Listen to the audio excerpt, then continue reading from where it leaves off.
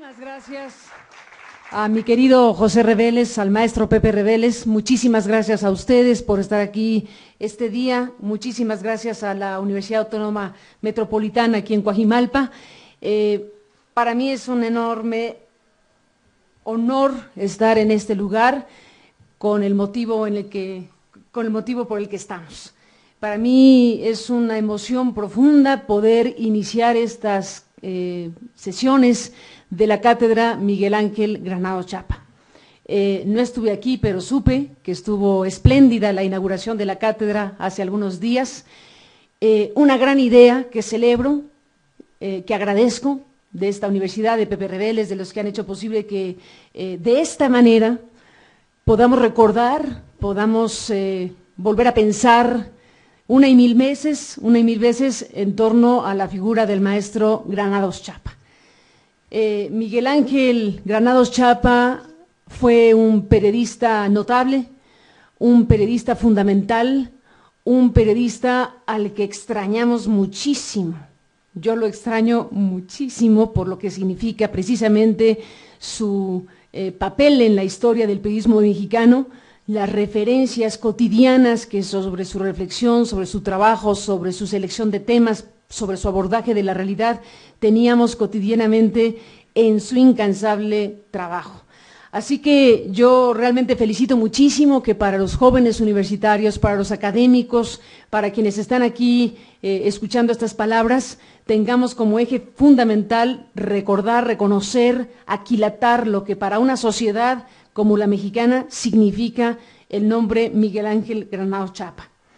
Este hombre que marcó como pocos una ruta de ética periodística, este hombre que como pocos, con una constancia, con un trabajo permanente, con una disciplina, con una rigurosidad a prueba de todo, contribuyó a lo largo de muchos años a hacer de la prensa independiente y libre un espacio para las noticias, para la información, para el debate público. Hace algún tiempo he escrito varias cosas sobre Granados Chapa. Tuve la fortuna de conocerlo en vida, tuve la fortuna de poder intercambiar con él muchas veces conversaciones, pláticas, preocupaciones compartidas, y hoy a su memoria me digo que es una presencia viva, una presencia palpitante por lo que representa y significa en un momento donde cuánta falta hace una figura como la de Granados Chapa. En un momento donde la sociedad mexicana, el país entero, el periodismo nacional cruza por terrenos anegados, cruza por espacios donde la principal cuestión deficitaria es precisamente la que él enarbolaba, que es la de la ética periodística. Estamos hablando de un país que requiere sacudirse de un medio, de un conjunto de medios y de sociedad que debemos sacudirnos frente a lo que nos ha pasado y nos sigue pasando. La de Miguel Ángel Granados Chapa, como escribí alguna vez para un prólogo de un libro magnífico de Silvia Cherem, que logró convencerlo de hablar de su propia vida. Era más bien reacio Miguel Ángel a contar de su propia vida, pero ahí finalmente decidió platicar de su infancia, platicar de su juventud, platicar del Miguel Ángel Granados Chapa en sus diferentes etapas.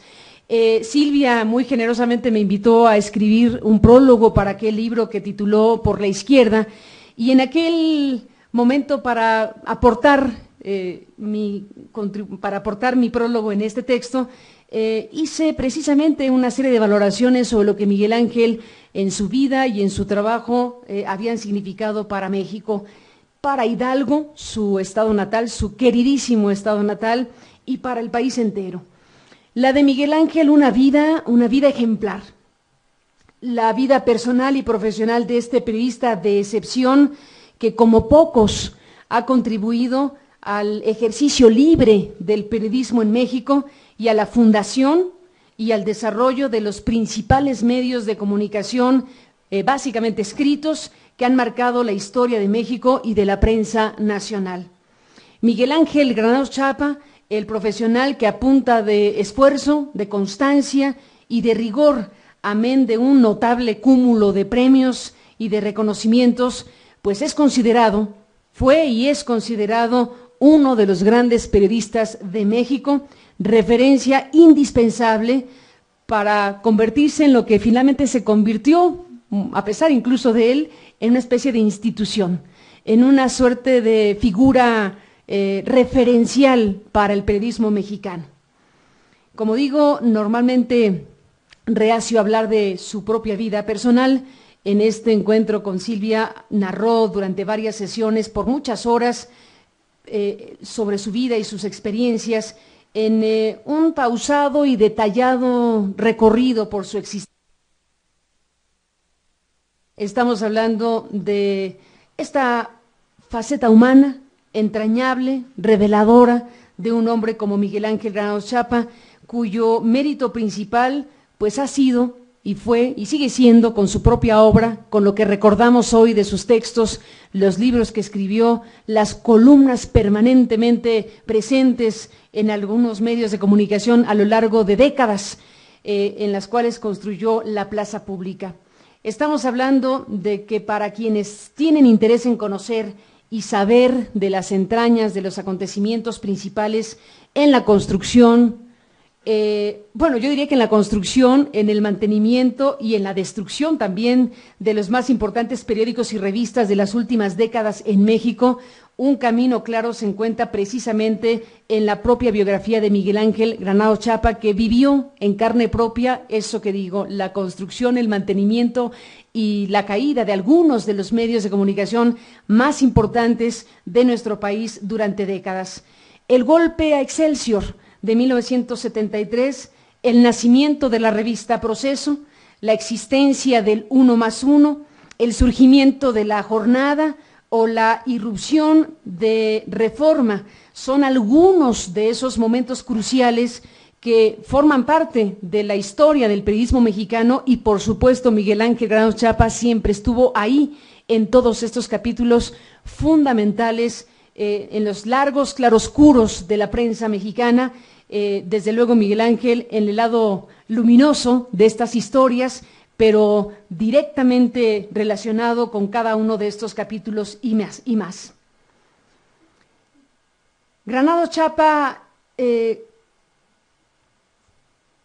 tenía una habilidad impresionante, ya lo dijo Pepe Reveles, este hombre que tenía una memoria impresionante, era un hombre que recordaba el dato preciso, que recordaba la escena indicada, que podía correlacionar sucesos del momento con sucesos que décadas atrás podían haber tenido un punto de conexión, y esta maravillosa manera de ofrecer el contexto actual e histórico de los asuntos relevantes para una sociedad. Un maestro, en el sentido amplio de la palabra. Miguel Ángel desmenuzaba, rememoraba, apretaba algunas llagas y bueno, pues desde luego cada uno de estos capítulos de los temas noticiosos e informativos también estaban incluidos los relacionados con la propia prensa. Sobre el golpe a Excelsior, aquel golpe al Excelsior que dirigía don Julio Scherer, bueno, Miguel Ángel contó su versión sobre aquellos acontecimientos, hablaba del daño causado por algo que pues a él y a otros causaba molestia profunda, esto que él entendía como una debilidad que se mostró en el momento en que Excelsior fue golpeado y que finalmente empujó la salida de un grupo de periodistas tan importantes como él, como Vicente Leñero, como obviamente el propio Julio Scherer. ¿Qué fue lo que pasó ahí? Miguel Ángel con su propio cristal en su momento narró cómo sucedieron los asuntos sin mostrar ni rencores, ni enojos, ni animadversiones, pero mostrando también otras versiones, otros ángulos de aquella historia que marcó para siempre al periodismo mexicano. Miguel Ángel Granados Chapa fue también, por muchas razones, una figura principal en la irrupción, como decía yo, de otros medios que surgieron de las rupturas, los medios que a partir de los quiebres, de los golpes, de los jaloneos, fueron surgiendo a lo largo de los años. Fue testigo principal del nacimiento y de el desbalagamiento de algunos medios de comunicación que hoy persisten pues con el cabezal, pero no con el contenido ni el espíritu de su nacimiento. Dejemos ahí para interpretar precisamente lo que ha sido la presencia de algunos medios de comunicación que en su momento fueron punto clave, punto de quiebre de grandes historias del periodismo mexicano y que al paso del tiempo y de lo que sin duda alguna forma parte del envilecimiento de una parte del periodismo mexicano, pues sobrevivieron ya en condiciones absolutamente lamentables. Don Julio Scherer, el otro gran maestro del periodismo mexicano, a quien desde aquí le mando un gran abrazo, fue una figura muy importante para Miguel Ángel y viceversa.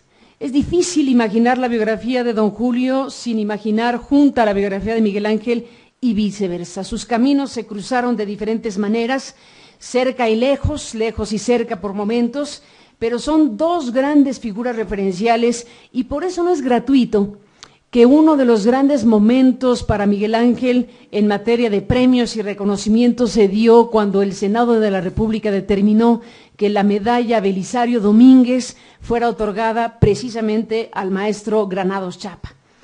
Se sabe que fue el propio don Julio, se sabe que fue la revista Proceso quien impulsó la idea de que Miguel Ángel recibiera un reconocimiento de tal calibre.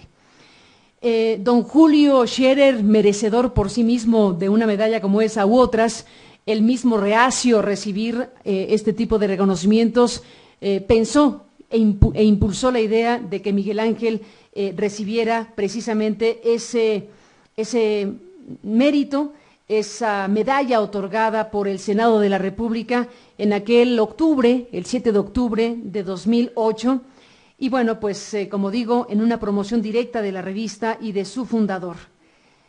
Hoy recordamos que ya Miguel Ángel estaba mal, en ese momento de su existencia ya tenía este mal que terminó con su vida, le tocó recibir, digamos, la medalla Belisario Domínguez con este mal a cuestas, con un cáncer a cuestas, y Miguel Ángel fue sometido a una especie de espiral de homenajes.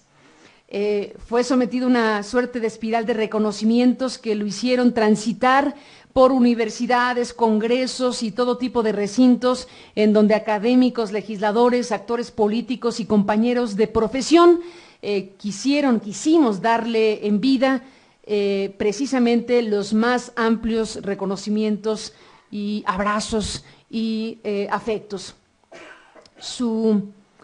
Bueno, en aquellos momentos, desde luego, todos teníamos conciencia de que Miguel Ángel estaba en una ruta crítica en términos de su salud y el hecho de que de pronto todo mundo quisiera precisamente festejarlo y darle estos reconocimientos, hablaba de esa enorme admiración y de cómo, sabiendo que estaba cerca el final de Miguel Ángel, había una coincidencia plena de que había que decirle fuerte, claro y pronto lo que se le quería.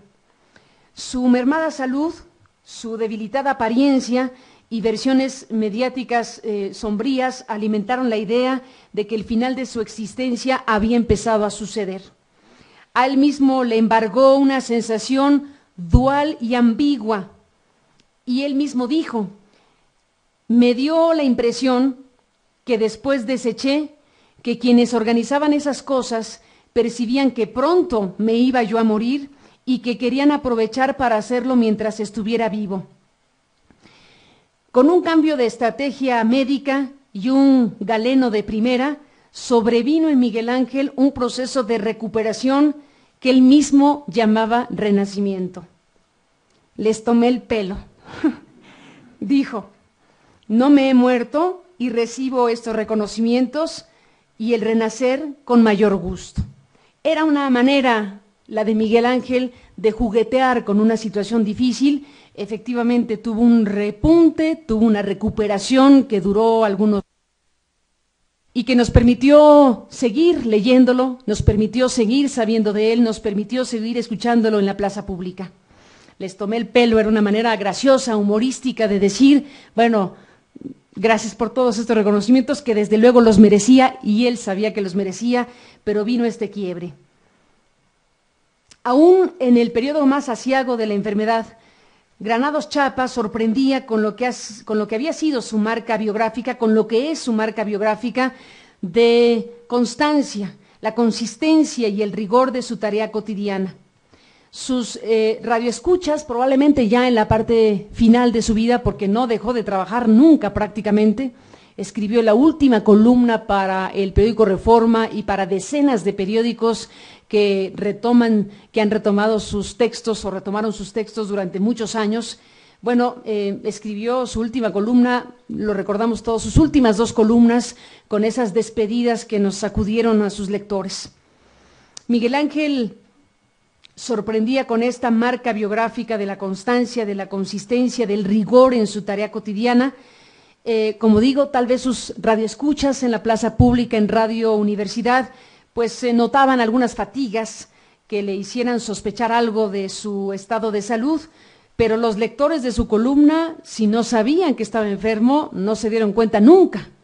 Nunca perdió la cordura, la articulación, la fuerza de sus palabras.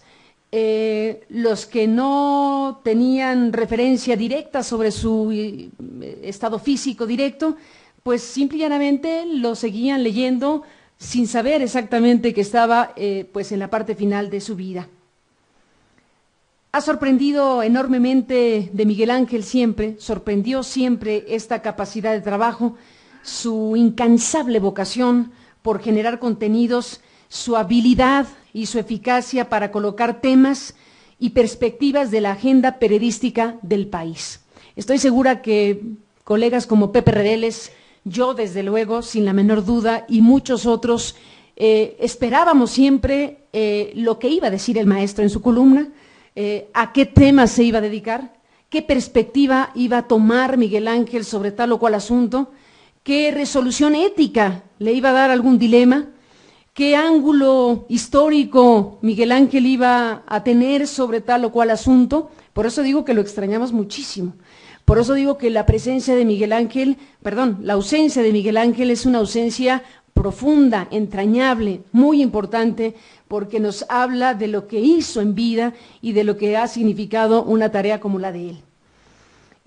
¿Cuántas veces los periodistas de otros medios de comunicación, de la radio, de la prensa, de los que nos dedicamos a la tarea pública de informar o de comunicar, no fuimos tocados en nuestro razonamiento, en nuestra consideración de algún asunto, precisamente por la profundidad, por la inteligencia, por la agudeza, por el compromiso periodístico y social de un hombre como Miguel Ángel Granados Chapa?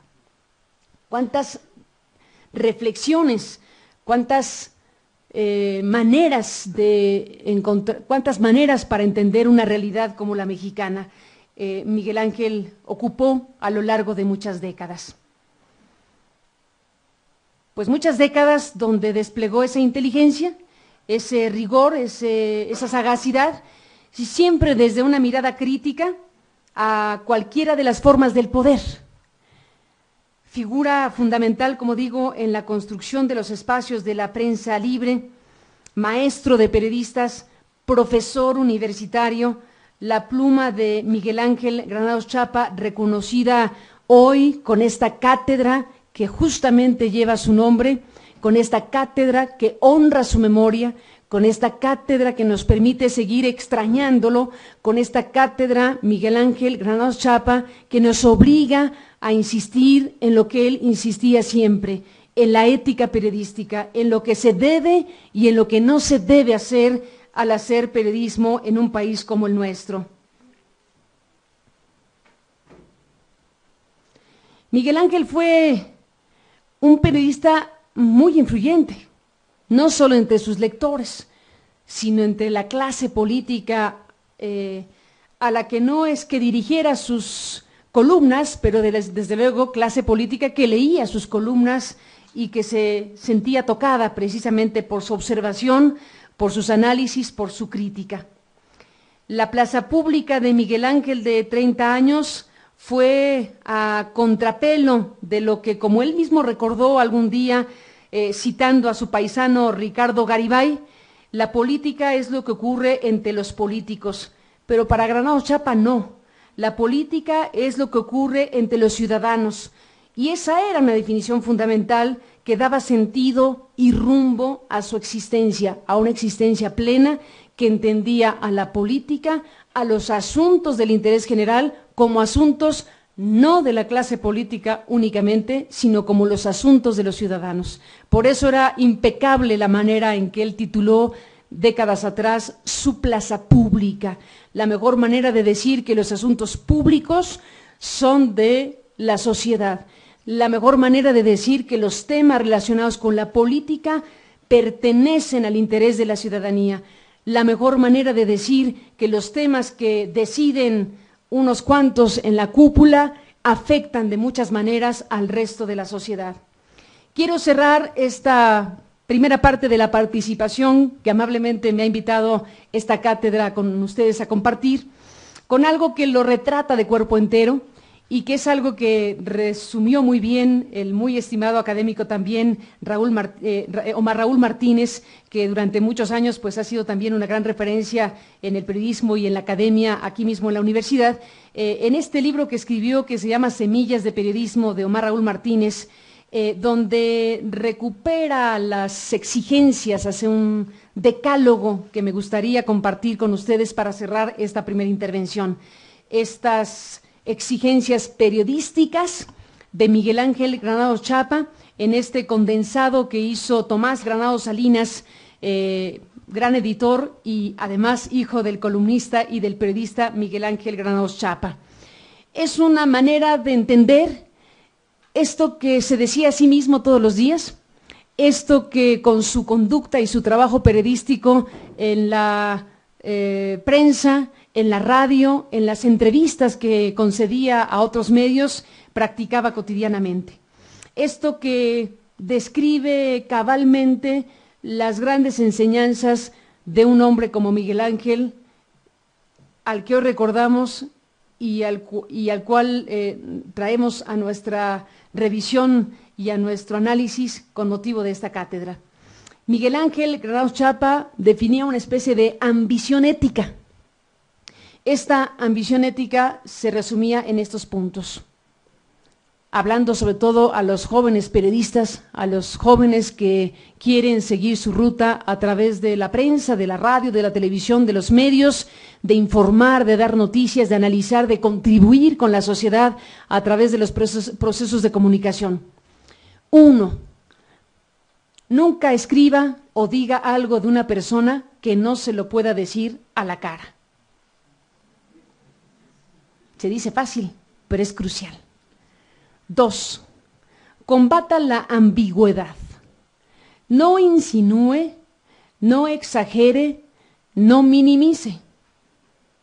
Elija una postura y defiéndala.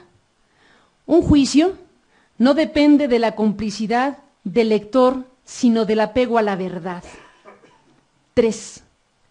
Use las palabras precisas, no solo por la riqueza del lenguaje sintético, sino para lograr exactitud en lo que uno quiere decir. 4. Evite los lugares comunes, la vulgaridad y la falsa familiaridad con los entrevistados. 5. Construya su propia opinión, aunque no coincida con los demás, y sobre todo, si coincide con los demás. 6. No se ponga usted mismo en el centro de la noticia. 7. No haga juegos de palabras ni sorna con el nombre o la apariencia de una persona. 8. No aspire a recompensas materiales.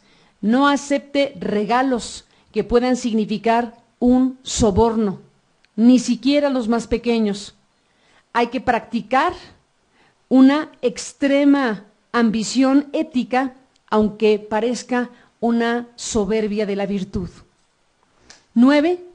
Considere los fenómenos en su larga duración y en toda su anchura. 10. Y este es un gran mensaje de Miguel Ángel que ahora traemos aquí, sobre todo con tantos jóvenes: encuentre el camino o hágalo. Gracias, Pepe, por esta invitación. Dejamos abierto el espacio por si alguien quiere agregar algo. Creo que el maestro, su memoria, su biografía, sus enseñanzas nos dan para hablar muchísimo tiempo y me gustaría ver si hay esta posibilidad de escuchar también a los jóvenes de la universidad.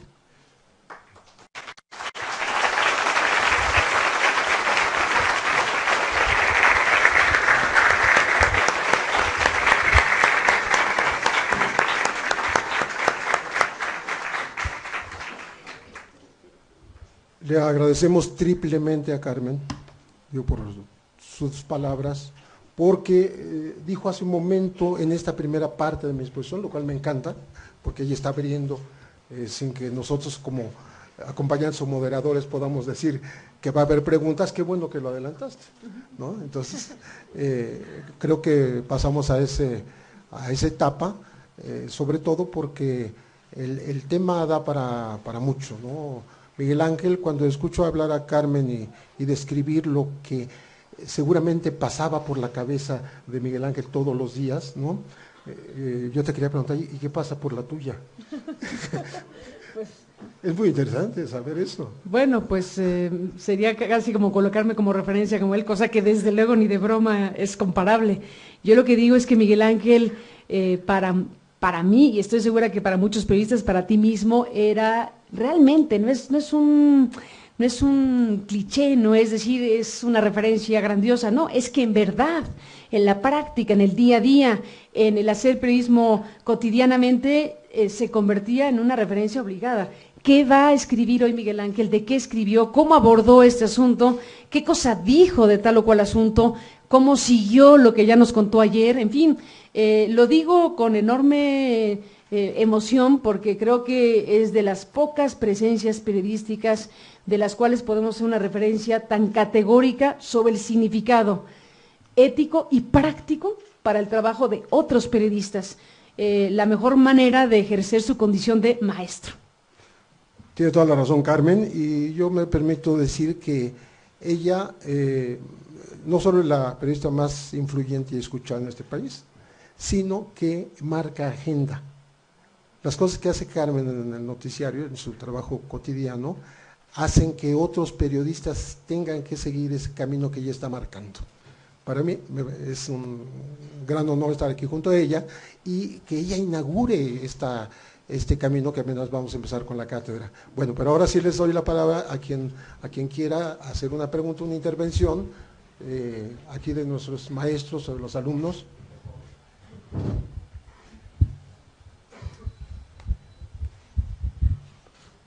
Buenos días, muchísimas gracias por darme la palabra, señor Aristegui.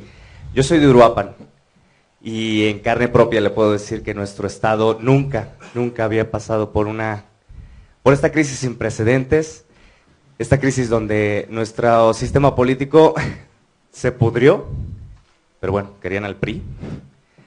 Mi pregunta es, ¿qué opinión le merece a usted este acto que cometió el gobierno federal de violar claramente el Pacto Federal de la Constitución y por dedazo asignar una comisión cuyo virrey ha estado prácticamente moviendo las cosas a su antojo y que más que nada es de nuevo una clara y grave violación a la soberanía del pueblo de Michoacán sobre su autogobierno, sobre su constitución y sobre la misma constitución de la República?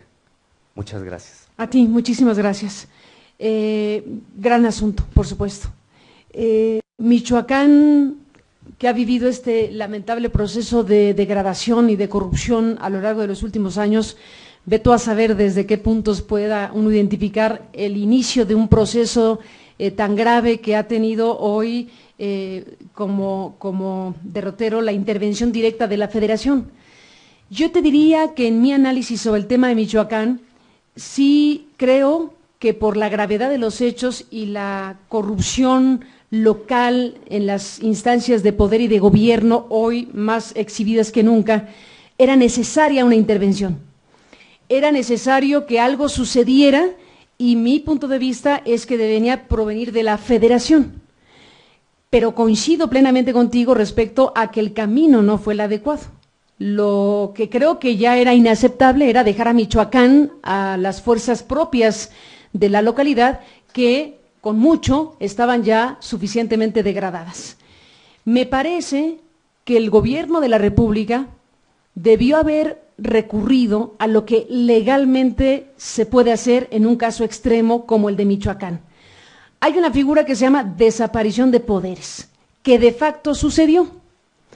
El punto es que cuando un país encuentra que en un lugar de su estructura hay algo tan gravemente deteriorado y que se requiere una intervención de un tipo definitivo, de un tipo profundo, tiene que asumir que existe esa figura de desaparición de poderes. Está escrito, está claramente identificado qué significa cuando se llega al extremo de desaparecer poderes, que es tomar el control de un lugar en todos sus ámbitos institucionales, pero no por siempre, pero no sometiendo la autonomía de un Estado ni la soberanía de un Estado a lo que ha sucedido, que aquí para reducir las cosas le hemos llamado virreinato, para hacer claramente una crítica sobre el significado que tiene este enviado presidencial que se hace dueño y señor de los órganos de gobierno y representación del Estado de Michoacán.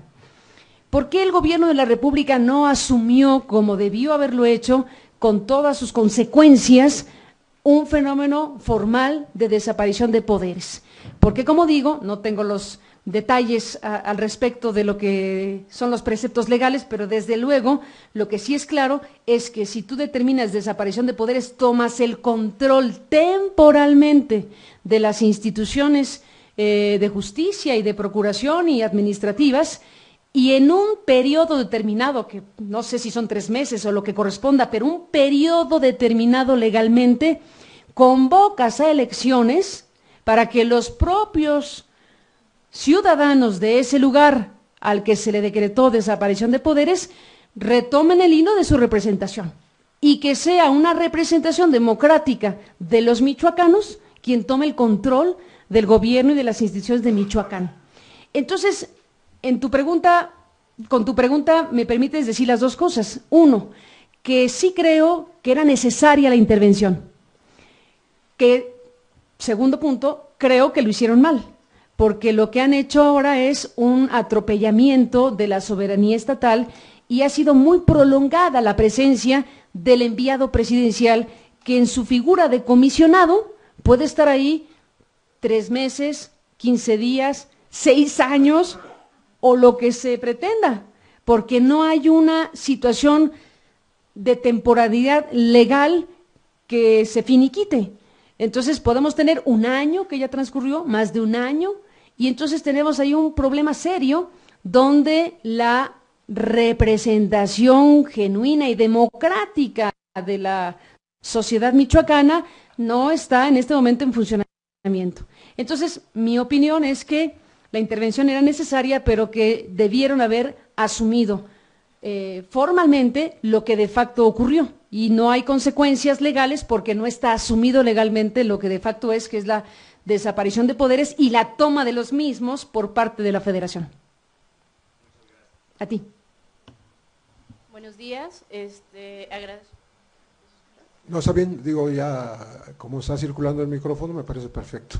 Así me ahorran el trabajo de estar escogiendo quién va a preguntar. Para que no te agotes, Pepe. Bueno, Es muy duro el trabajo de moderador. Es durísimo. Buenos días, agradezco en realidad esta oportunidad. Algo que he admirado mucho del maestro Granados Chapa es esa capacidad de hacer, como se dijo antes, la política algo de ciudadanos, ¿no? O sea, hacer algo que se ve tan lejano y que lastimosamente a veces los ciudadanos y ciudadanas no están cercanos a ese tema, hacer algo que se discuta y que se logre entender. Ahora bien, mi pregunta va dirigida a cómo ves tú la participación de las y los jóvenes periodistas que apenas estamos dando nuestros primeros pasos en esta labor tan difícil pero importante y que apasiona respecto al sistema de medios de comunicación que tenemos lastimosamente tan cerrado, que suele ser el hegemónico, ¿no? Que ya conocemos, ese monopolio de medios de comunicación. Entonces, no obstante, mi pregunta es cómo tú ves la participación de las y los jóvenes periodistas en cuanto a la labor de periodismo, retomando lo que decía ya el maestro Granados Chapa, que la política es algo de ciudadanos. Bueno, va a sonar al lugar común, pero te lo voy a decir, pues son el futuro, el presente y el futuro de lo que pueda venir para este país y para México. Sin embargo, tu pregunta también me lleva a reflexionar sobre cómo se observa o cómo podemos observar cualquiera de nosotros lo que ha sucedido en los últimos meses, en el último tramo de la historia de este país.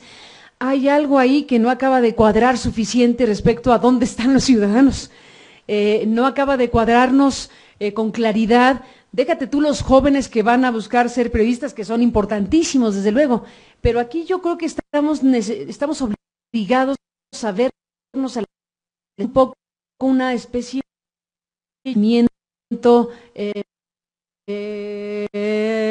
la palabra que se les venga a la mente, pero hay algo contenido, y déjame subir el tema, gracias a tu pregunta, no necesariamente específicamente a los jóvenes que quieren ser periodistas, sino en general. Este país ha vivido un proceso vertiginoso, impresionante, de transformaciones radicales y profundas con el tema de la reforma energética, la reforma petrolera, la reforma de telecomunicaciones, 11 reformas que zorrajaron a este país durante 20 meses, en una cosa absolutamente impresionante en términos de una maquinaria, una aplanadora literalmente que pasó aquí y que ha dejado al país con otros ejes, que bien a bien es muy difícil imaginar lo que vendrá para México en las próximas décadas, en los próximos lustros, pero lo que queda claro es que se cambiaron ejes fundamentales, se cambiaron las estructuras con una rapidez en donde el principal ausente fue el ciudadano y la ciudadana, en donde el componente principal de una transformación profunda, déjate tú la discusión sobre el contenido de las reformas en este momento, si nos gustan, si no nos gustan, dejémoslo un momento atrás. Digo, el procesamiento de las reformas tuvo un déficit democrático enorme si nos atenemos a la ausencia del debate público, a la ausencia de los ciudadanos, de las personas opinando, teniendo una postura, la que quieran, la que fuera, en términos de una situación que estaba y que está dándole un giro tan relevante al país.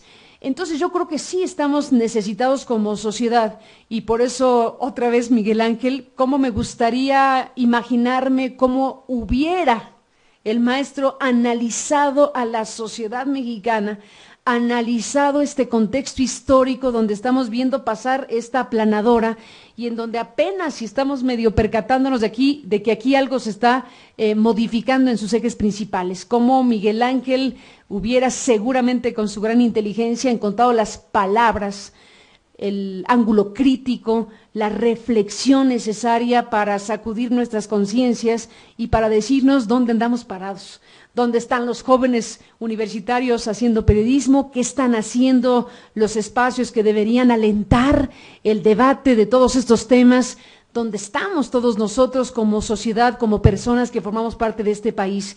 Y sí, creo que tenemos ahí una cosa en donde hay algo contenido, hay algo que finalmente en algún punto fluirá con la fuerza necesaria para expresarse de alguna manera.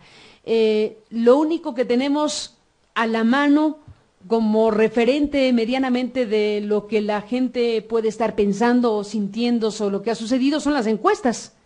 Y eso porque van a preguntarle a las personas directamente. Si esas encuestas, como las que existen hoy, reflejan efectivamente un rozón de la realidad, de lo que la gente puede estar pensando o sintiendo, pues es impresionante ver cómo las principales reformas no cuentan con la simpatía de la mayoría, cómo las principales encuestas dicen, a mí no me gustaron las reformas. Ah, bueno, pero ya las reformas ya pasaron. Entonces aquí hay un desfase de velocidades, un desfase de reacción, un desfase de que lo que la gente pudiera manifestar de diferentes maneras, pues incida como no incidió en un proceso que se echó a andar de esta manera, como digo, montados en una maquinaria cupular que dejó una transformación profunda del país con este déficit democrático muy importante. Así que tú que me preguntas por los jóvenes universitarios que quieren ir por la ruta del periodismo, bueno, yo esperaría que los jóvenes universitarios que están buscando hacer cosas en la comunicación puedan seguir ese hilo del tiempo que les toca vivir, del momento histórico que nos toca vivir a nosotros ya como mayores, Pepe un poco más que yo, pero a todos como jóvenes que poquito. Finalmente formamos parte de este país. Así que yo creo que sí es un buen momento y tu pregunta me lleva a ello, como para preguntarnos, ¿y dónde andamos nosotros? ¿Dónde está la sociedad? ¿Dónde estamos en nuestros propios procesos de reflexión, de discusión, en nuestro entorno más inmediato, con nuestra familia, con los de la escuela, con los del salón de al lado? ¿Estamos o no conectando nuestros pensamientos, nuestras preocupaciones, o cada quien anda por la suya, que también es un tema? Este fenómeno va acompañado de un conjunto de cosas que nos obligan a pensar qué tan achatada ha quedado la capacidad crítica de la sociedad mexicana cuando tenemos un sistema mediático pues duopólico que ofrece al amplísimo público mexicano contenidos lejanos, desde luego, a lo que provocaría un ejercicio crítico. Si estamos frente a y ahí están los periodistas otra vez, y los jóvenes que quieren hacer contenidos, si estamos dominados por un modelo de comunicación dominante que lejos está de querer alentar o promover la condición del análisis crítico de la población. Entonces, creo que es uno de los efectos principales de un modelo de comunicación que pretende más bien achatar, uniformar, disminuir la posibilidad de la reflexión, de la crítica entre la ciudadanía, y yo creo que si eso es lo que domina a un país de tantos millones de personas, puede eso explicar precisamente cómo se puede desarrollar un proceso de tal envergadura y transformación radical sin que haya habido un elemento de participación no inducido desde el poder ni cosa por el estilo, sino un elemento de participación de la propia ciudadanía. Esas largas y profundas ausencias de la sociedad en momentos inimaginables, porque a lo largo de muchísimos años, de décadas en este país, por ejemplo, se tuvo la idea de que no se podría tocar el tema del petróleo y de la energía si no se quería realmente sacudir a la sociedad mexicana, y todos los presidentes neoliberales que pudieron haber de Salinas para acá, pues dijeron, todo se abrirá menos el petróleo. ¿Qué sucedió en el camino? ¿Qué ocurrió como para que un tema tabú por la historia, tabú por la carga identitaria de la expropiación petrolera de Lázaro Cárdenas, tabú por mil razones, finalmente se procesara en tiempo récord con una profundidad y apertura impensables para México? ¿Y dónde estaba la sociedad que no reflejó de ninguna manera lo que hoy se puede ver registrado, por ejemplo, como digo, en las mediciones de sondeos y encuestas? Un proceso de apertura como el que se vivió, como el que se va a vivir y se está viviendo ya con la nueva reforma, con la reforma constitucional del tema petrolero y energético, bueno, como digo, era inimaginable, ¿no? Ya Ernesto Zedillo, en una declaración chistosina, dijo que ni en sus sueños más salvajes hubiera imaginado una apertura así. Pues ni los promotores de la reforma hubieran imaginado una apertura de ese tamaño, porque al no tener resistencia real de la población, ni del propio Congreso, que a su vez estuvo involucrado en una lógica cupular terrible, pues entonces sucedió ni lo que los promotores de la reforma hubieran imaginado. Y ese es el país que hoy somos, un país que está viviendo una profunda transformación sin el componente mínimo de participación a favor o en contra de sus ciudadanos. Absolutamente. Antes de pasarte la palabra, yo digo que pasamos de la crispación de la violencia al avasallamiento de estas leyes al vapor, ¿no? Sí. Lo decíamos aquí la semana pasada, en un Congreso que ya no debate. En un Congreso que no debate. O sea, un Congreso que no debate no es un Congreso, es una oficialidad de partes. Que dan derecho al pataleo a la oposición, pero no le hacen caso. ni le contestan, y ya nomás levantan los dedos y se acabó, o sea, se acabó. Sí, el procesamiento legislativo fue vergonzoso. Si ustedes tuvieron el tiempo de ver el canal del Congreso y, por ejemplo, ver eso que debate no era, efectivamente, era muy vergonzoso. Era muy vergonzoso porque era simple y llanamente enlistar 500 reservas de la oposición, digámoslo así, y lo que había ahí era una cosa secuencial de uno tras otro y votaciones automáticas, de ninguna reserva tiene méritos para ser incluida. Podían durar 8 horas en ese proceso, 8, 10 horas, 20, toda la madrugada. 20 horas. 20 horas. Entre más tiempo mejor, porque daba la idea, solo idea, de que había ahí algo, de que se tardaron 20 horas en aprobar el dictamen 1. Sí, el tema no era cuánto se tardaron, sino qué sucedió ahí. Y la claudicación congresional al debate, pues simplemente es el principal signo del lamentable procesamiento de las reformas en este país y gran señal de lo mal que andamos últimamente en materia de calidad democrática en este país. Bueno, y finalmente, cuando estábamos en pleno periodo de calderonato, con tanta violencia, uno se preguntaba por qué no somos un país de indignados, ¿no? Sí. Y ahora nos podemos preguntar por qué no somos un país que mínimamente participe, sino que con pasividad absoluta deja pasar estas reformas, como dice Carmen. Perdón, no quiero yo quitar la palabra. Mi nombre es Alexia Cervantes. Alexia. Y en fin, sabemos que la revista Proceso nació después del golpe a Excelsior en tiempos de Echeverría, y tanto Julio Scherer como Granados Chapa, quien fue director gerente de esta revista, se enfrentaron tanto al gobierno como a la negativa de PIPSA de venderle papel. En tu opinión, ¿consideras que Proceso sigue ensanchando la libertad de expresión, sigue respondona e incisiva como en aquellos años? ¿Y cómo ves a la prensa, a la letra escrita ahora en México? Yo creo que Proceso fue con don Julio Scherer la gran revista y sigue siendo la gran revista, la principal revista de información y política en nuestro país, ahora dirigida por Rodríguez Castañeda.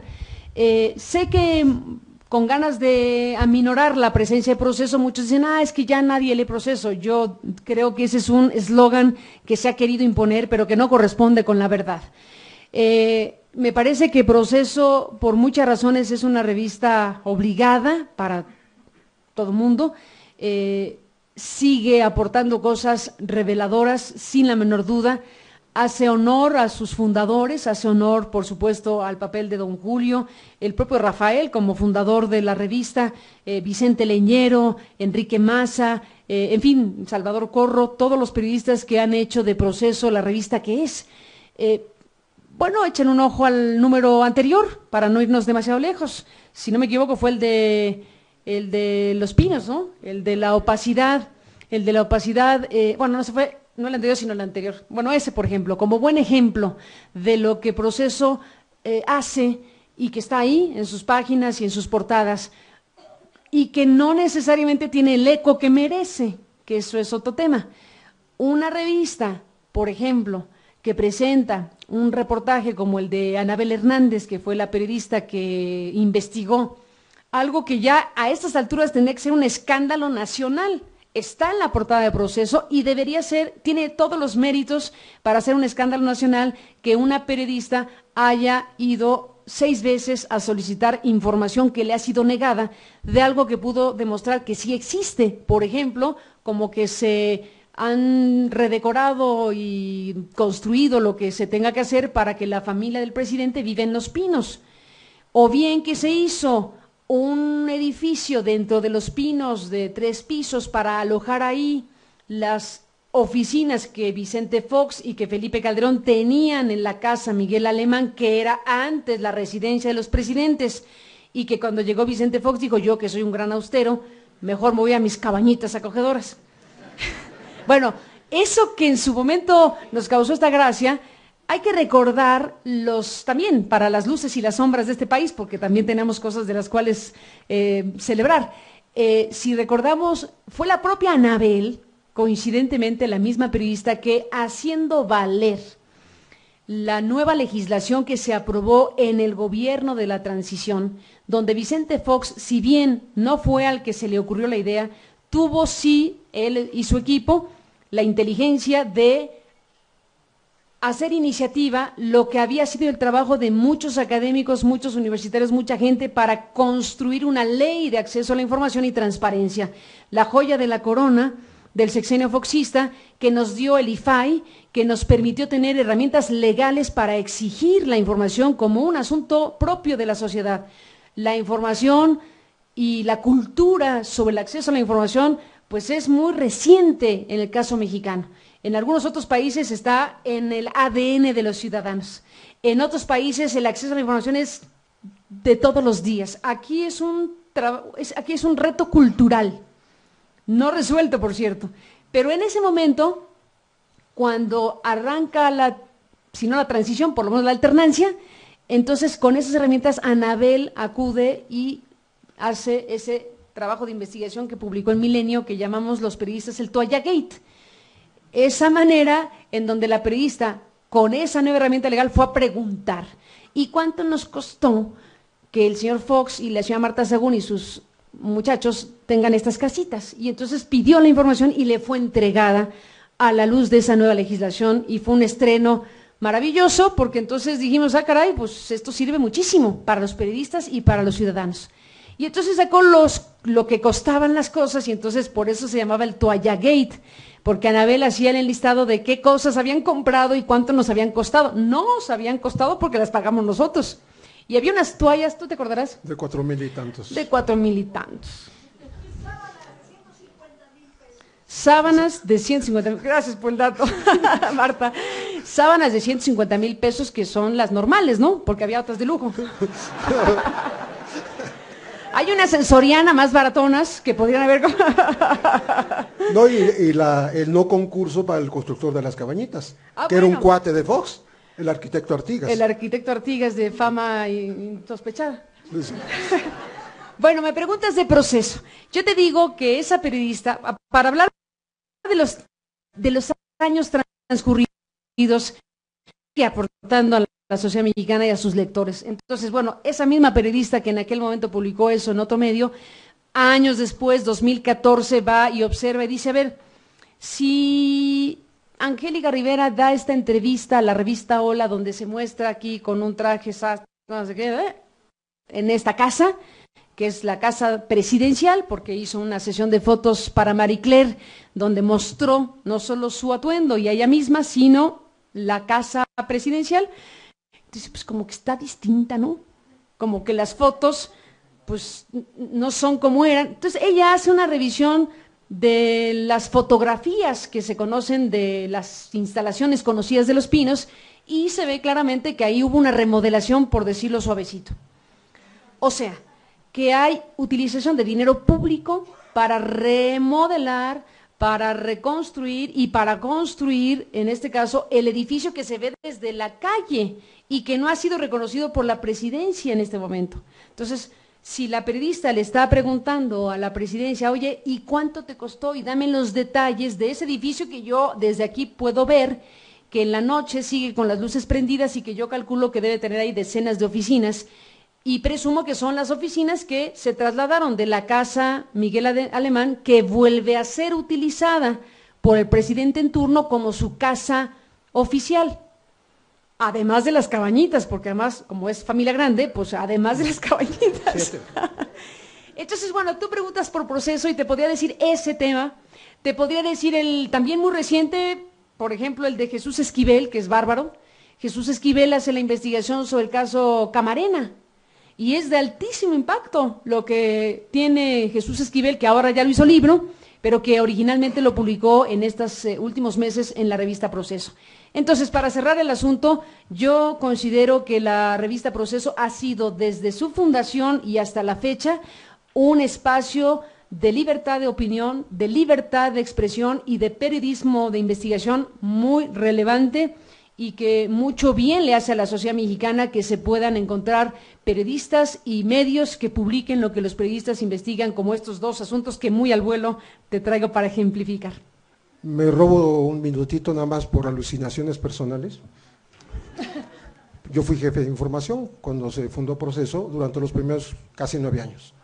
Y en esa época me acuerdo que Gabriel García Márquez, que acudía a las juntas de consejo, como acudía Sergio Méndez Salcedo, el obispo, ¿no? García Márquez decía que cada vez le gustaba más la sección de arquitectura de la revista Proceso. Y se refería al rancho de Tenancingo, se refería a la casa de Margarita López Portillo aquí en Cumbres de Aculcingo, se llama, que construyó rellenando una barranca, se refería a la casa de Rosa Luz Alegría en Acapulco, se refería a, bueno, era la sección de la colina del perro. La sección de arquitectura realmente era buenísima y qué bueno que se está recuperando. Pues está recuperando ahí la revista Proceso, su gustada sección de arquitectura. ¿Quién tiene ahora el micrófono? Acá.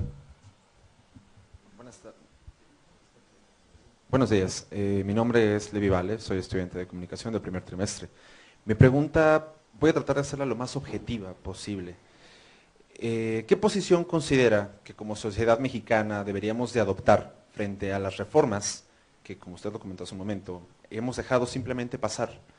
¿Qué posición considera que se debería adoptar frente a ese tipo de situaciones para evitar que sigan sucediendo en un futuro pues no muy lejano, en el cual realmente la sociedad mexicana no se ve como algo próspero, se ve más bien como algo decadente? Pues mira, no voy a ser yo quien diga cuál es la postura que debe asumir la sociedad mexicana. Lo que digo es que debe tener una postura y que debe haber una voz, una presencia de la opinión de las mayorías y de las minorías también. Una democracia que razonablemente se jacte de serlo, pues debe tener como un ingrediente fundamental a la hora de que se deciden cosas, déjate tú la reforma energética petrolera, las cosas del interés general, debe ir el componente democrático del debate público, de la opinión de los ciudadanos, de la discusión sobre los asuntos para que la sociedad asuma la postura que le dé la gana. La sociedad que tenga a favor o en contra una opinión sobre los temas. Y no seré yo que les diga, y ustedes tienen que opinar. No, se trata de decir qué postura deben tener cada quien o la ciudadanía en su conjunto. Lo que yo señalo e insisto en que nos debe sacudir es en lo que parece ser la no postura, la no expresión fuerte, eficaz de la propia sociedad sobre los temas que le son importantes. A favor, en contra, en la postura que la propia sociedad tenga en su condición mayoritaria y, por supuesto, con el respeto y la atención a las voces minoritarias. Aquí el tema de análisis principal es esta ausencia o esta aparente ausencia de la propia ciudadanía que no tiene tampoco demasiados espacios formales en donde expresarse de otras maneras. Podemos criticarnos y debemos hacerlo los propios medios de comunicación por nuestra incapacidad probablemente de poder rescatar voces distintas a las que normalmente podemos llevar a los espacios de medios de comunicación. Hemos abandonado en buena medida, y lo asumo como una autocrítica también, los espacios donde la voz de la ciudadanía pueda también ser escuchada por otros a nivel masivo. Entonces, bueno, todo eso es parte de esta cuestión a resolver como sociedad. Y al final de la historia, de eso dependerá, pues finalmente, nuestra calidad de vida democrática, decía yo hace un momento, la empatía, la sintonía que pueda tener una sociedad con lo que está ocurriendo a la hora de que se dicen cosas, a la hora que se deciden cosas en su nombre. Gracias. Andaba ubicando el micrófono. Gracias. Buenas tardes, Carmen. Hola. Carmen, realmente te admiro. Es un gran ejemplo contar con una periodista de tu nivel y que justamente creo que sigues ese camino de Miguel Ángel. Recuerdo todos los días prendía la radio a las 8:30, a las 8, porque era plaza pública. Y me transportaba con él hasta Radio UNAM. Y bueno, realmente creo que justamente lo que estás diciendo, este es un espacio, la pregunta del compañero, este es un espacio para empezar a hacer algo, abrir conciencias o sacudir conciencias o estar viendo desde otro ángulo la realidad. Realmente, como decía Carmen, nos hemos opacado. ¿Qué pasó en el movimiento estudiantil del 68? ¿Qué pasó con esa gente que reclamaba justamente nuevos cambios? El movimiento tuvo tanto impacto y que no fue no solo nacional, fue mundial, internacional, pero vaya, yo todos los 2 de octubre con esa efervescencia asistir a celebrar este movimiento, pero muchas veces me quedaba pensando, bueno, ¿y qué estamos haciendo? Por ejemplo, soy profesora de una preparatoria del gobierno del Distrito Federal. Ahí tengo ya varios años trabajando y estamos justamente queriendo rescatar, porque la reforma educativa ya nos comió también, o nos está comiendo. O sea, ¿qué está pasando con la evaluación? La reforma de la educación ha penetrado en los más recónditos lugares para poder la educación tecnocrática apoderarse. Y este es realmente el reflejo, o digamos una de las secuelas de lo que ha hecho la educación tecnocrática desde los años 70, que ha opacado conciencias, ha opacado a la gente, la opinión, el análisis crítico, eso lo ha opacado. Entonces yo creo que está en tarea de cada uno de nosotros el empezar a despertar con otra realidad y justamente abrir estos espacios y al gran hombre ilustre de Granado Chapa, que pues tenemos que seguir su ejemplo como tantos más. Entonces, pues yo los invito a que igual en la UNAM, yo doy clases en la UNAM, con mis alumnos también los invito a participar. Desafortunadamente ha reducido mucho porque también influyen otros factores. Ya Carmen nos decía de la comunicación, cómo el monopolio apoderado y transmitir lo que le quiere transmitir. ¿Qué tipo de hombre quiere formar la educación de México? Pues hay que cambiarla. Y esto es un gran papel. Bueno, gracias a todos. A ti, muchas gracias.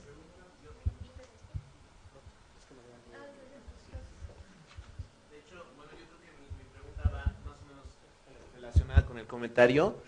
Primero que nada, agradecerte tu presencia. La verdad es que para nuestros estudiantes y para nosotros como académicos es muy importante. Muchas gracias. Nos ha servido de mucho. Y bueno, en realidad el decálogo que nos dejas al final de tu...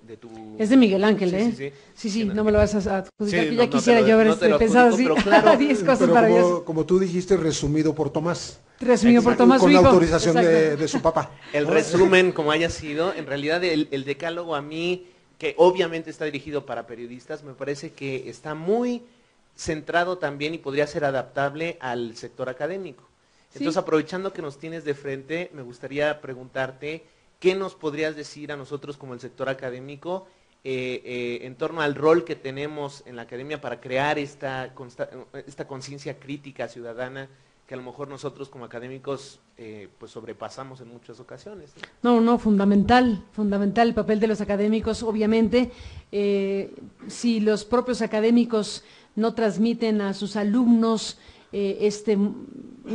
más que transmitir, si no desarrollan en sus alumnos el músculo crítico, si no utilizan la herramienta de las universidades y de la escuela como el camino precisamente para la construcción de ciudadanos demócratas, para la construcción de conciencias críticas, pues en dónde si no ahí, o sea, ese es el lugar, uno de los lugares principales, pero por naturaleza ahí están los recursos, la infraestructura, las condiciones para que los chicos vayan, se sienten, observen, oigan, lean, sean estimulados.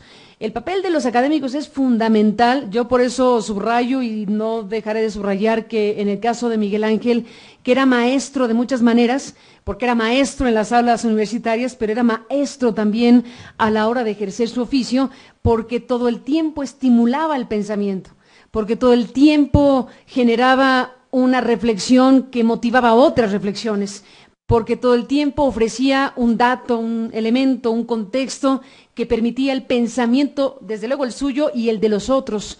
Y ese es el papel de los académicos. Miguel Ángel era un maestro todo el tiempo.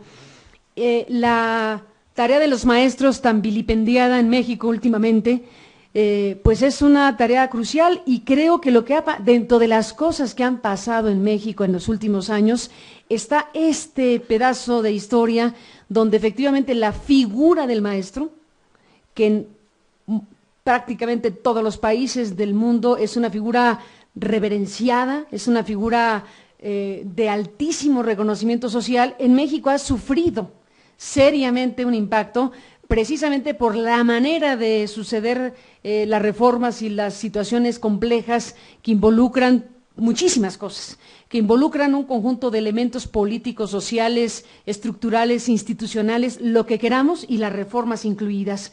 ¿Qué ha sucedido? Que bueno, frente a un procesamiento de una reforma que al igual que las otras no acabó siendo convincente para muchísimos maestros y para una buena parte de la sociedad, lo que hubo fue una batalla política y mediática donde los que salieron perdedores, de todas fueron los propios maestros, los que estaban directamente involucrados con la reforma y los que no.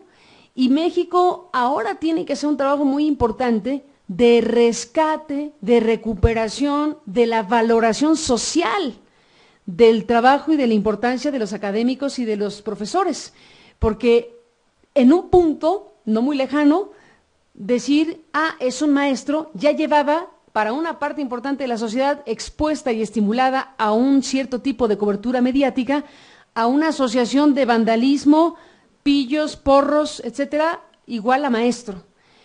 Bueno, el asunto es muy delicado y es muy grave por 1000 razones. No solo por lo que significa que una sociedad vea de esa manera algo tan relevante para sí misma, sino porque uno tendría que preguntarse, ¿y cómo ocurrió eso?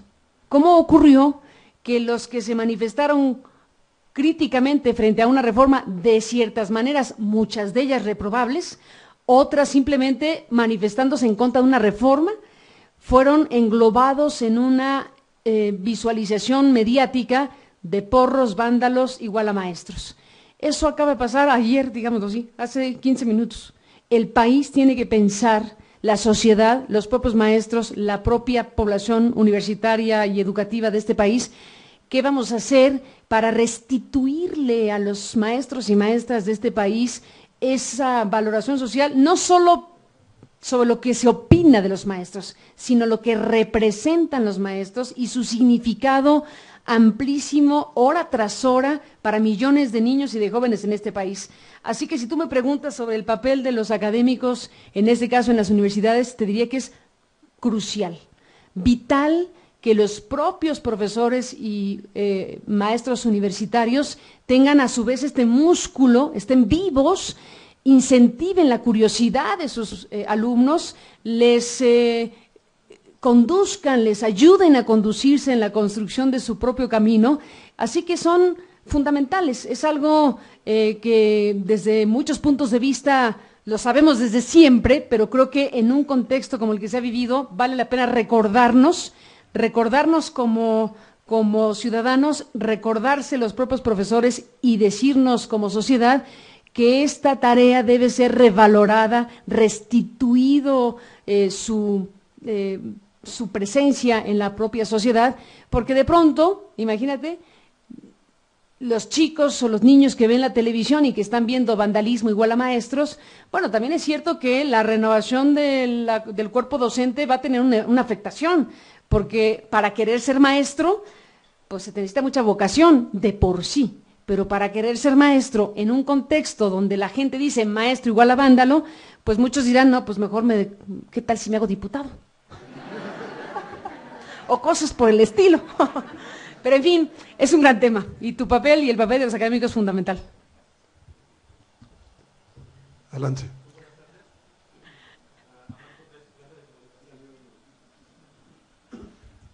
Abraham Cortés, estudiante de comunicación.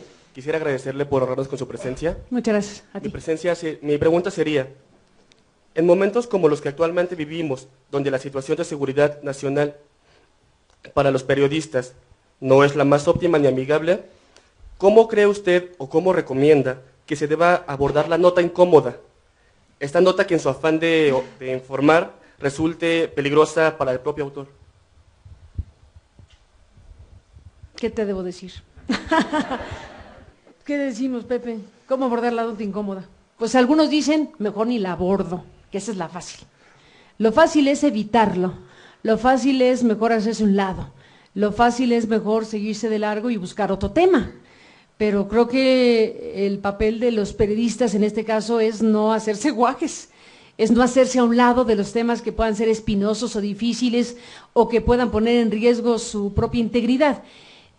Entiendo lo que dices cuando se trata de un real riesgo a tu propia vida, y entiendo que este país tiene una lista demasiado larga, demasiado nutrida y demasiado prolongada en el tiempo en lo que corresponde a la impunidad de muertes, de asesinatos, de desapariciones de periodistas, y eso es algo que marca profundamente al periodismo mexicano, a la sociedad y a los propios impulsos que puedan tener periodistas en localidades donde el riesgo pueda ser mayor en términos físicos incluso. El periodista que puede estar trabajando en un lugar copado por el crimen y que tenga que dar un paso para revelar o dar a conocer una información y que prefiera inhibirse y mejor no contarlo, bueno, pues esa es una realidad de todos los días. No tengo tampoco ningún impulso en contestarte de la manera en que me lo preguntas, de qué haría yo, qué diría yo para que los periodistas se enfrenten las informaciones incómodas. Esa es una definición de ética periodística de cada uno de los personajes que tomamos decisiones editoriales en el país, y si unos le entran a unos temas y otros no le entran a esos temas, son las propias valoraciones de ética periodística que pueda tener el periodista o el medio en cuestión. Yo lo que digo es que en ese caso los lectores, los radioescuchas, los televidentes aprecian cuando un periodista o un medio decide entrar al tema que otros ni siquiera se asoman. Acabo de mencionar el reportaje especial de Anabel en la revista Proceso. Nosotros le hicimos una entrevista en la radio a Anabel donde contó los pormenores porque me parecía que había que darle eco. No era nuestro reportaje, pero a mí que me importa si lo publicó Proceso o lo publicó El Universal. La materia noticiosa estaba ahí.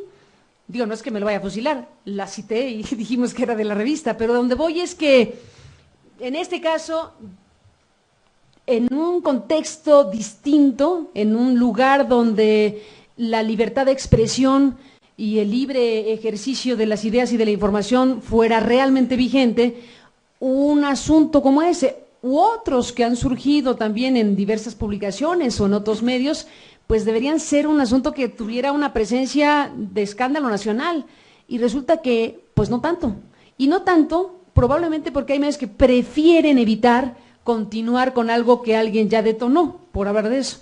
Entonces el tema de resolver si entrar o no entrar a una información complicada, riesgosa, pues depende efectivamente de la definición ético-periodística que pueda tener el periodista, el medio de comunicación en el que se transmiten las cosas, y pues ahí sí creo que queda a juicio de los lectores y del público valorar lo que unos publican y otros no, de cómo abordan las cosas unos medios y otros no, y ese es parte del mapa del periodismo nacional.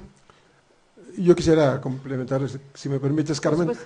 Lo que pasa con los periodistas de lugares pequeños en los estados, en donde están al lado de los balazos, ¿no?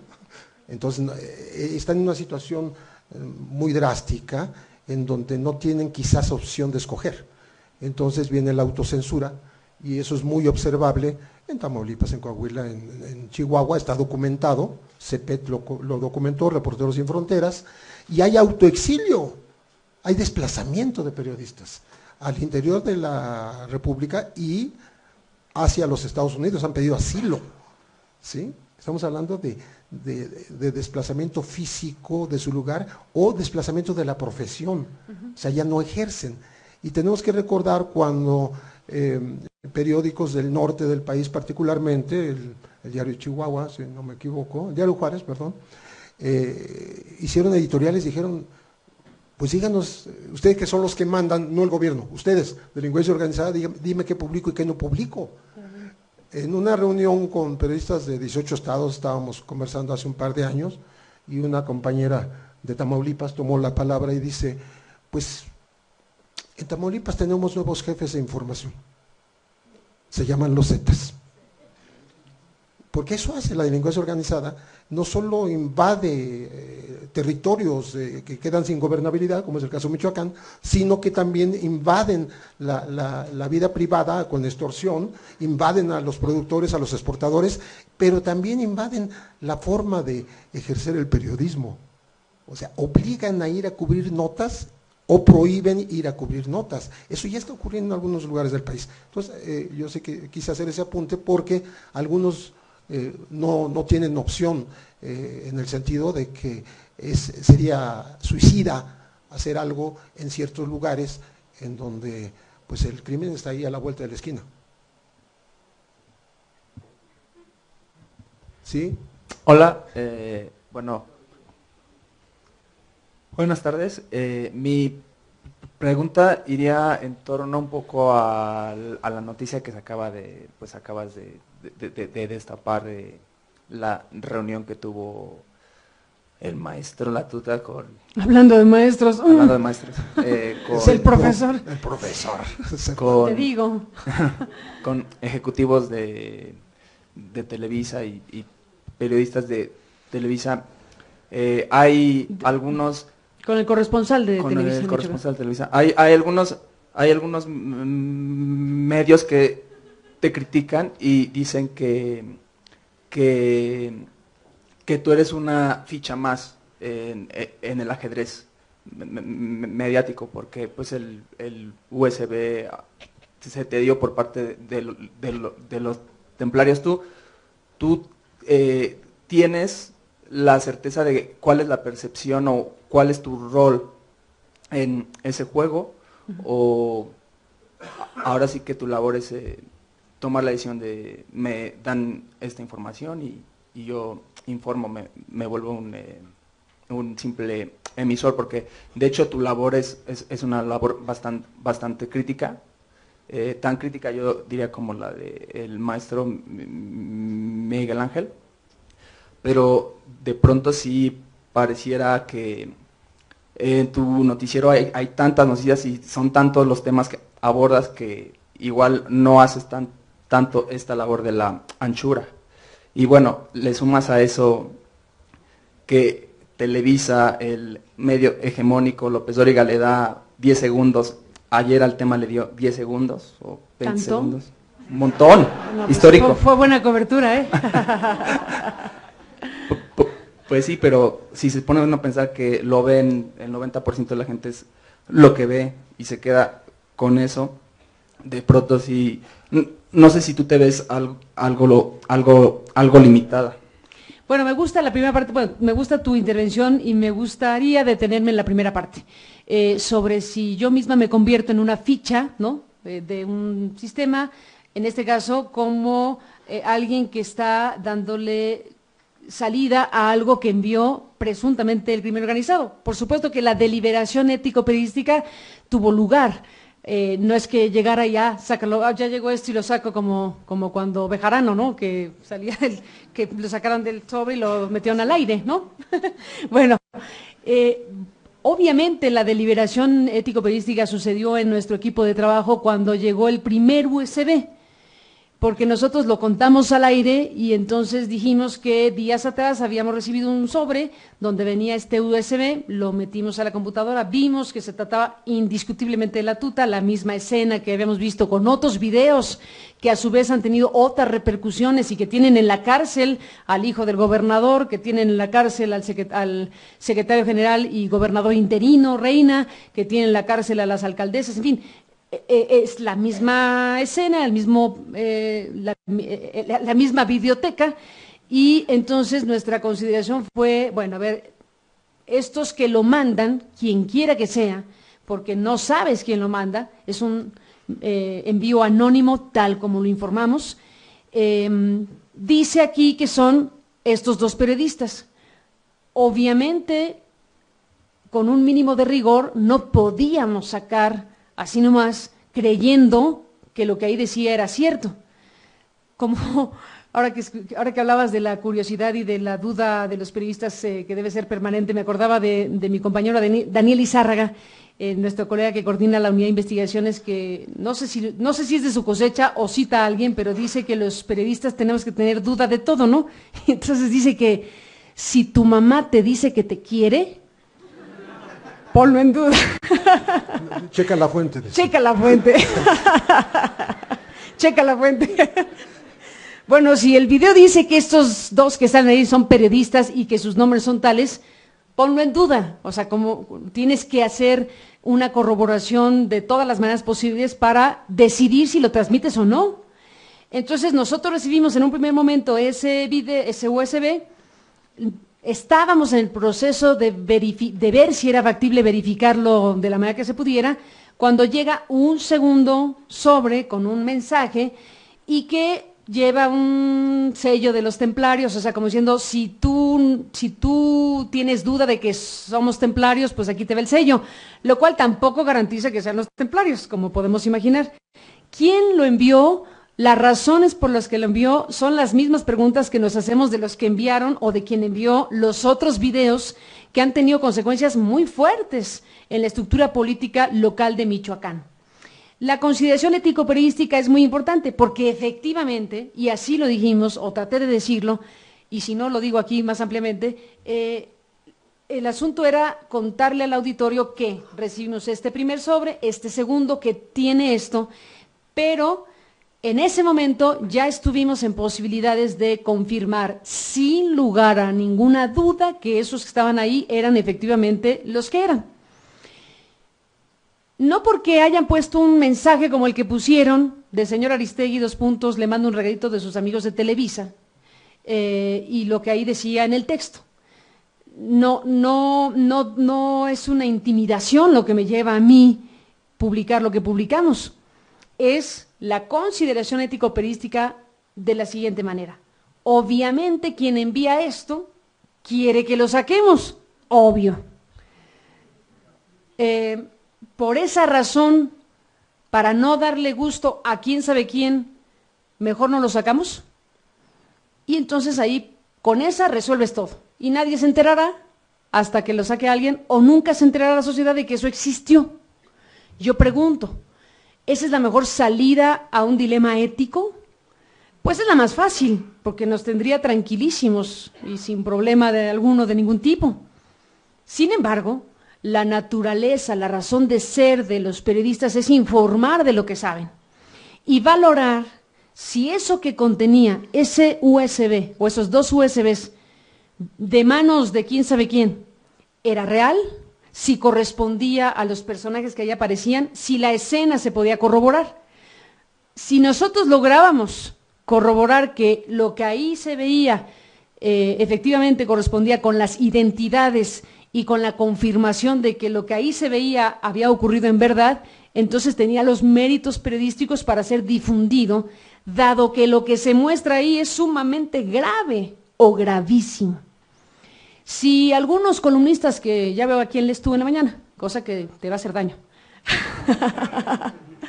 si algunos periodistas, en vez de analizar el contenido del video, no digo que no se abra un debate y que digamos debemos o no los periodistas difundir este tipo de cosas, debatámoslo, pero si para no abordar la materia prima de lo difundido, mejor te vas a criticar al medio que lo hizo para decir que son canales de la delincuencia, como abiertamente se dijo, pues entonces más bien habríamos de preguntarles cuáles son las motivaciones de quien quiere desviar lo esencial del debate por un tema que sí lo podemos discutir y preguntarnos si los periodistas debemos o no compartir con nuestros auditorios esos elementos de información que están en el filito, efectivamente, producto de la delincuencia, pero con contenido informativo.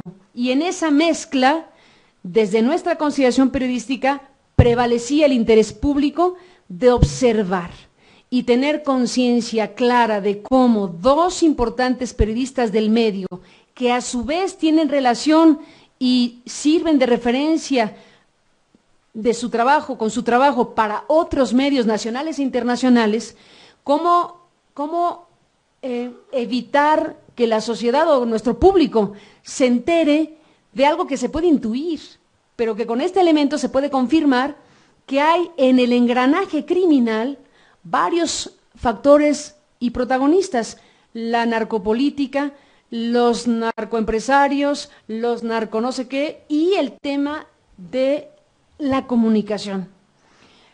Si fueron obligados o no a asistir a la reunión o a las reuniones con la tuta los dos periodistas, también es un tema que ellos tienen derecho a expresar como lo expresaron.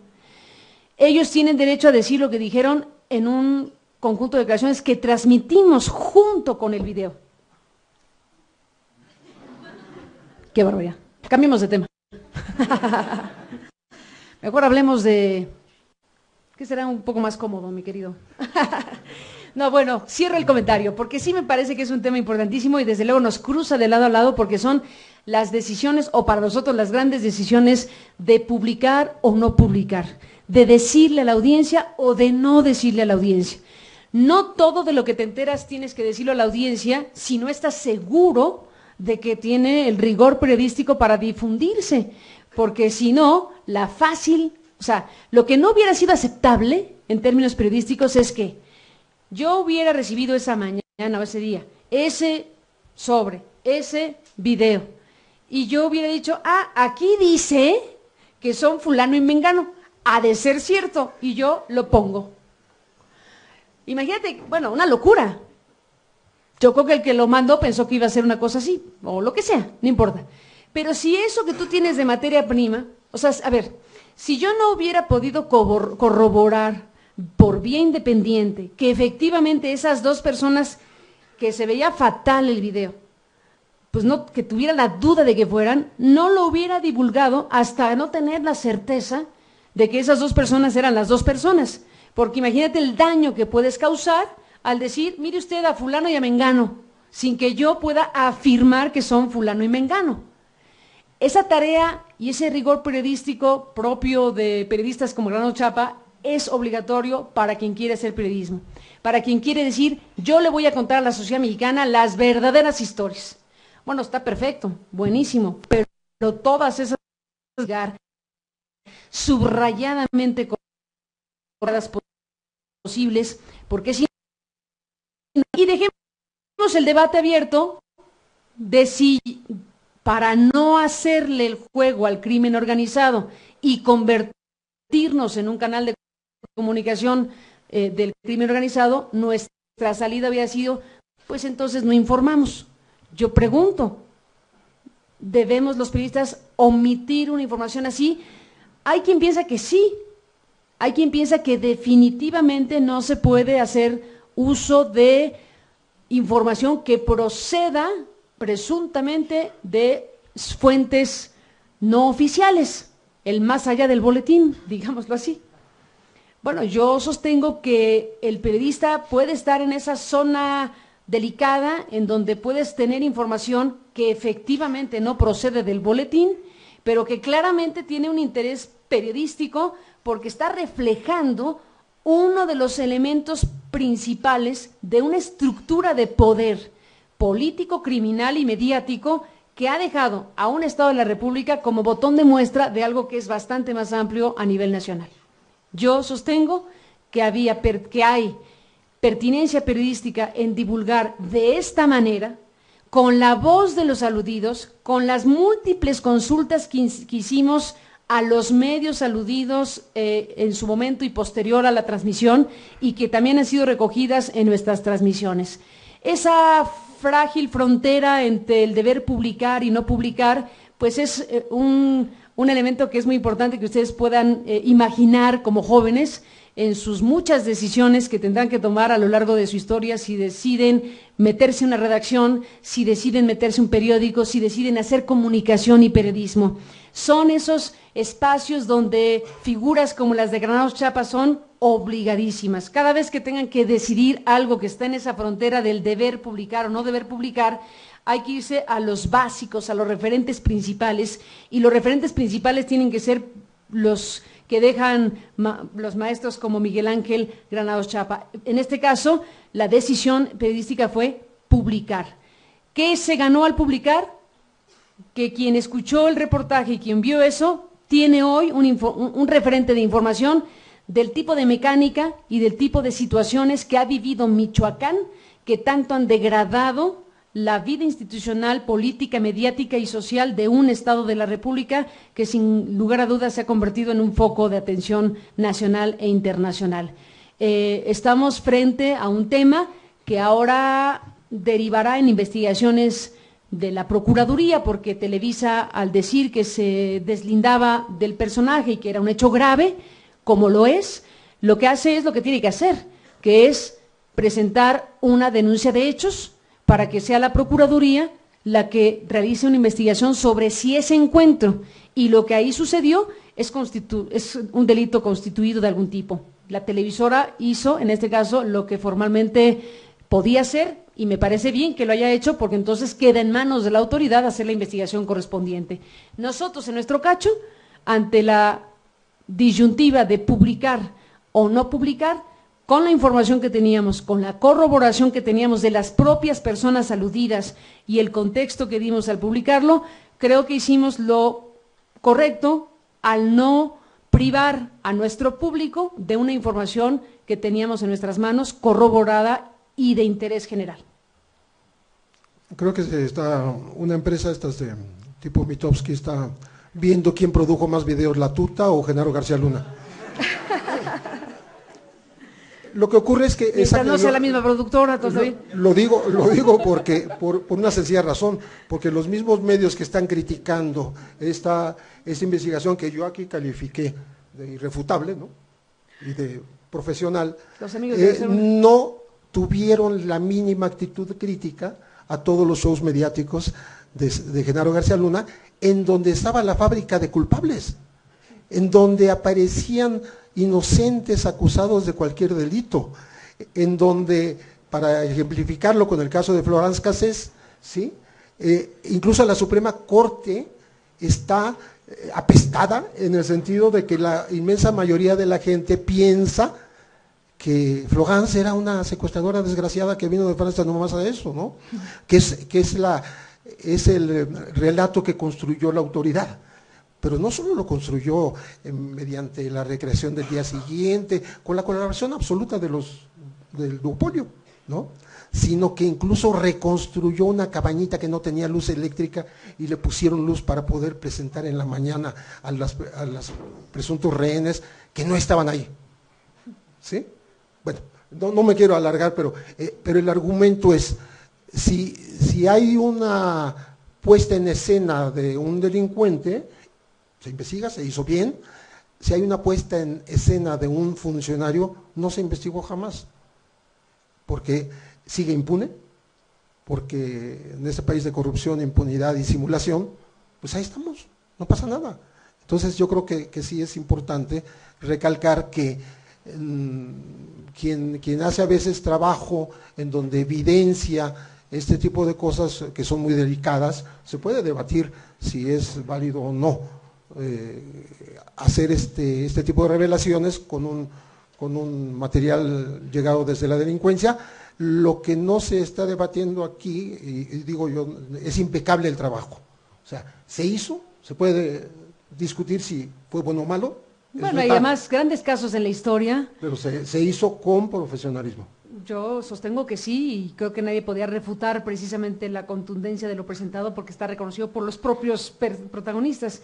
Pero hay también grandes casos de la historia del periodismo, o muchos de los casos de la historia del periodismo mundial, cuyas historias proceden de lugares distintos al boletín oficial, precisamente para cosas que trastocaron esencialmente la vida de países. El Watergate, por ejemplo, ¿no? Por supuesto. Que es Garganta Profunda, o sea, el clásico de clásicos, el Garganta Profunda, y no es porque los periodistas de aquel periódico hayan tomado por válido lo que se les dijo a la primera. Esa cosa de dudar de lo que uno recibe, de dudar, de poner bajo el reflector y de decir, pues como que parece que sí, pero como que no me convence, entonces tengo que encontrar otro elemento para que confirme tal o cual cosa, pues ese es un motor principal de la tarea periodística. Entonces, bueno, digamos que para revisar la historia, si tomamos el criterio de algunos columnistas de hoy que empiezan a plantear que el periodista que divulgó lo que divulgamos nosotros, en realidad somos casi que voceros de la tuta, pues entonces tendríamos que preguntarnos si la sociedad estaría conforme con que sus periodistas se limitaran a lo que no causa problema, se limitaran a reproducir aquellas informaciones que ya están razonablemente dosificadas, razonablemente descafeinadas, para que entonces no causen ningún efecto, ni generen ruido, ni muevan piezas.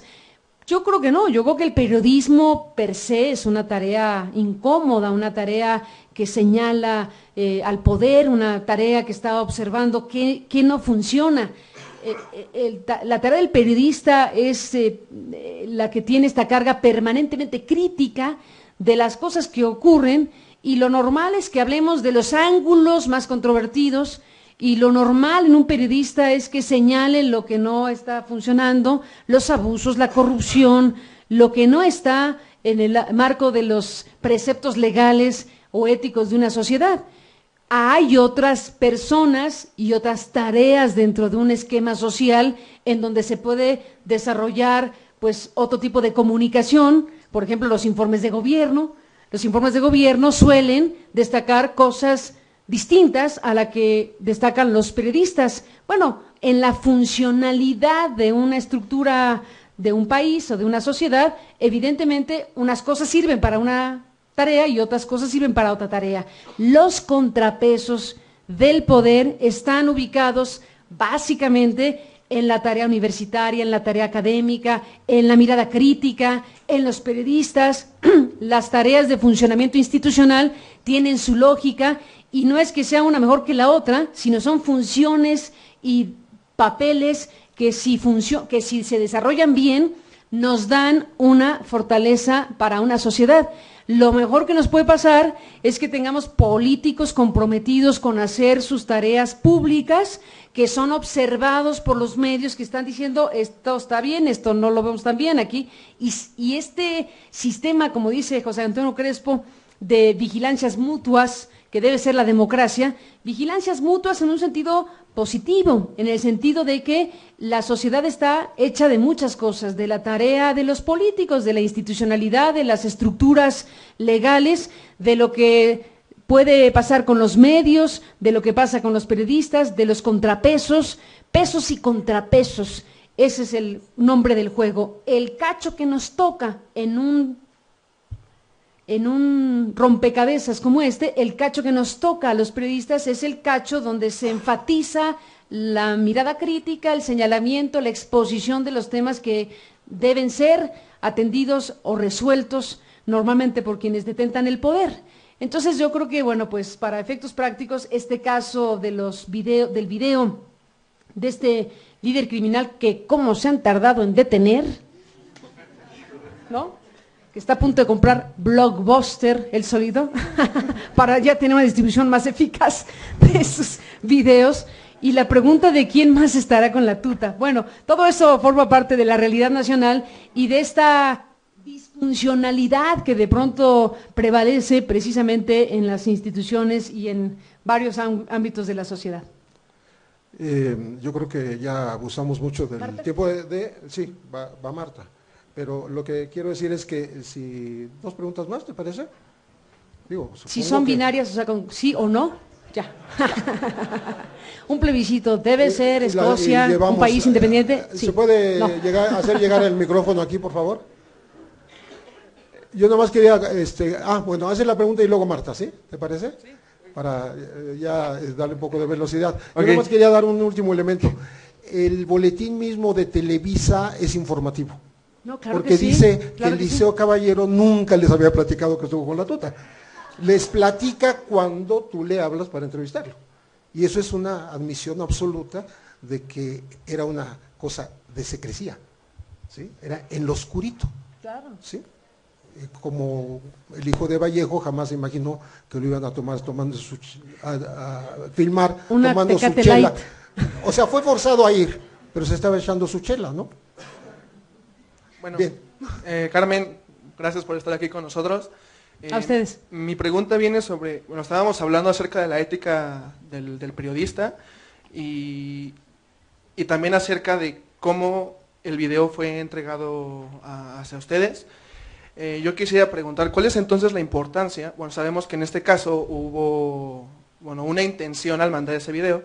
Pero ¿cuál es la importancia entonces de estos? Bueno, Oye, por cierto, que intención que hubo, que no fue cuestionada en ninguno de los otros videos que han sido difundidos. Solo en este se ha discutido la intención que se tuvo de mandarlo a este medio, lo cual también llama la atención, porque los medios que hoy discuten o critican al medio que lo difundió, no recuerdo que hayan escrito ni media línea discutiendo sobre la intención de mandar el video de Reina, de mandar el video de Vallejo, de mandar los otros videos, así que lo dejo como pequeña acotación. Bueno, los quiero llamar periodistas anónimos o efímeros, que, bueno, son personas que tienen un ángulo presencial, no sé, o momentáneo sobre algo que está sucediendo, y que por lo mismo... ¿Pero a quién le llamas periodistas? ¿Al que os graban video? No, esos no son periodistas. No, en caso de una persona, un ciudadano, como yo, por el mismo miedo de poder difundir esta información, se vuelven pues anónimos, ¿no? Entonces quería preguntar, ¿cuál es la importancia con este tipo de, con estas personas? Y segundo, ¿cómo liberarte de la depresión siendo periodista? No he podido. ¿Tú tienes algún remedio contra la depresión? ¿Cómo afrontarla? ¿Dijiste depresión o represión? No, digo depresión, no sé qué sabrá de algún diagnóstico médico. No, espero no estar deprimida. Hay que sobreponerse. No hay que perder la alegría, que eso es muy importante, sobre todo ustedes jóvenes. No hay que perder la alegría, a pesar de que tenemos el montón de problemas y asuntos que resolver y demás cuestiones. Obviamente se trata de no perder ni la alegría, ni el impulso, ni las ganas de vivir, ni las ganas de estar aquí, porque si no sería una cosa catastrófica, que no nos gane como personas, como individuos, como sociedad, nuestra capacidad de divertirnos, nuestra capacidad de ver lo luminoso, nuestra capacidad de ver las miles de cosas que desde luego valen la pena en este país muchísimo. Tenemos, no voy aquí a hacer un spot de Sectur ni cosa por el estilo, pero es verdad que también la sociedad, los seres humanos, debemos tener esta capacidad de recibir informaciones horrendas, de informarnos o de informar o informarnos, el papel que tengas, de cosas terribles, pero eso no debe matar nuestra condición vital, porque el motor principal de que este país pueda ser mejor, y estoy segura que este país puede ser un país mejor, es precisamente que sus ciudadanos se sientan vivos, divertidos, imaginativos, que estén incluso irreverentes de pronto frente a las cosas que no le gustan. A mí me parece que cosas como las que ocurrieron durante la campaña presidencial, en donde los chicos universitarios al final, con un detonador como aquel que sucedió en la Ibero, crearon una movilización muy interesante, imaginativa, que refrescó enormemente lo que duró. Y hay que preguntarnos, y ahí se los dejo de tarea porque a ustedes les toca pensarlo, ¿qué fue lo que finalmente hizo que aquello que había involucrado primero a los chicos de la Ibero con el Yo Soy 132 y luego con otras universidades que se tomaron en el impulso para mostrar una inconformidad de un tipo de campaña política que se tradujo en la presidencia del país? Bueno, ese impulso de los chavos, de lo que significó su frescura, eso es lo que no se puede perder. Por eso cuando tú dices que ¿qué hago para la depresión? Digo, no.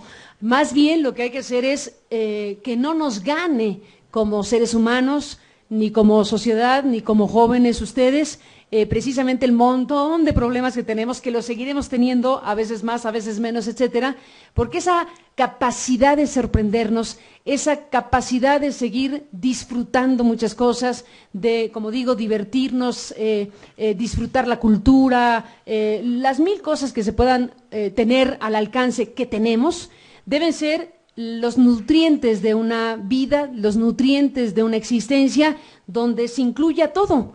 La capacidad crítica, que no significa que por ser crítico entonces dejas de ir al cine. La capacidad crítica, que no significa que dejas de tener el disfrute por ver una exposición o por divertirte con tus amigos o ir a una fiesta. Esa posibilidad integral del ser humano, para cerrar mi participación en este maravilloso encuentro, la tenía muy bien Miguel Ángel Granados Chapa. Hoy que lo recordamos, hoy que nos abrimos y debemos abrirnos siempre a la memoria de personajes como él, porque son precisamente esas vidas esas existencias las que nos revitalizan, las que nos dan en muchos sentidos razón de seguir adelante.